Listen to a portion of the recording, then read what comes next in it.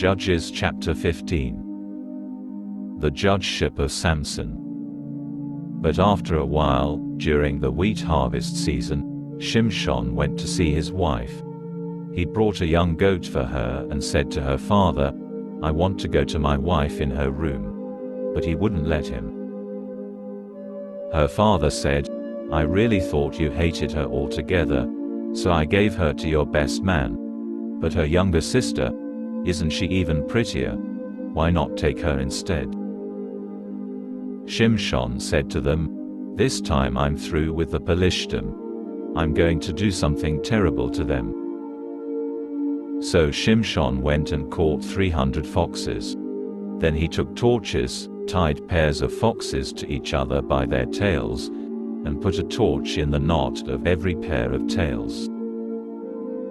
Then he set the torches on fire and let the foxes loose in wheat fields of the Philistine.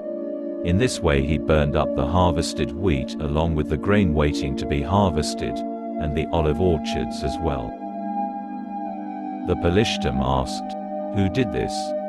They answered, "Samson, the son-in-law of the man from Timnah, because he took Samson's wife and gave her to his best man." Then the Philistine came up and burned both her and her father to death. Samson said to them, "I will certainly have my revenge on you for doing such a thing. But after I do, I'll stop." Infuriated, he began killing them right and left. It was a massacre. Then he went down and stayed in the cave at the Atam rock. The Philistine went up, pitched camp in Yehudah and attacked Lechi. The men of Yehudah said, "Why are you attacking us?" They replied, "To arrest Samson, that's why. To treat him the way he treated us." Then 3,000 men from Yehudah went down to the cave at the Atam rock and said to Samson, "Don't you know that the Philistine are our rulers? What are you doing to us?"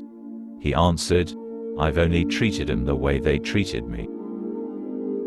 They said to him, "We've come down to arrest you and hand you over to the Philistine." Samson replied, "Swear to me that you won't fall on me yourselves." They said to him, "No, but we will tie you up and hand you over to them. However, we promise not to kill you."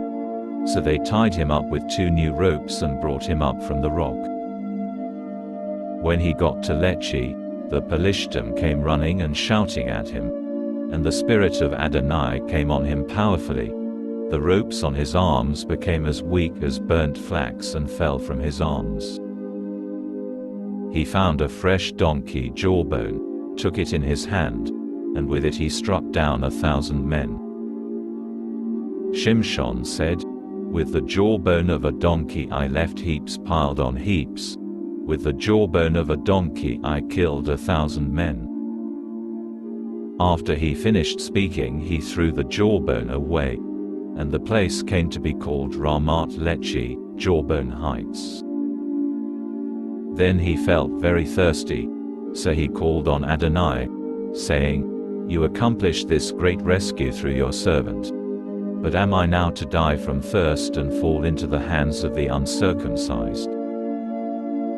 Then God made a gash in the crater at Lechi, and water came out. When he had drunk, his spirit came back, and he revived. This is why the place was called Ein Ha-Koreh, the spring of him who called, and it is there in Lechi until now.